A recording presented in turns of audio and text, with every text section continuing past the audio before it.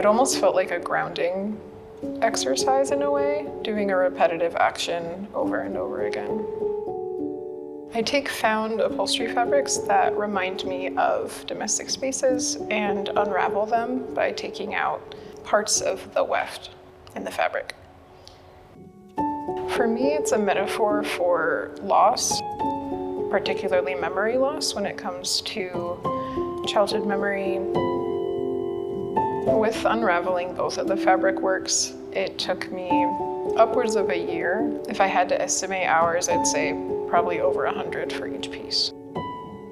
I tend to make connections to objects quicker than I do to people. I would say my home life was a little bit unstable, so I found myself attaching to specific objects, furniture, things like that, oftentimes tracing like the patterns on the couch or like the rug, just to try to ground myself during a stressful situation.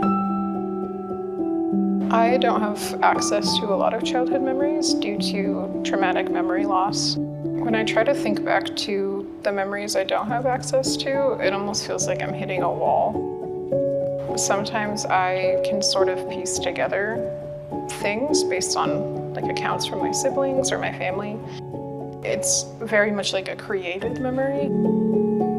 It can be very difficult to separate myself from the work because of how personally invested I am in it. I feel like I'm always walking a line of re-triggering myself or not every time that I work on these things. I do think that it's still important to talk about them regardless.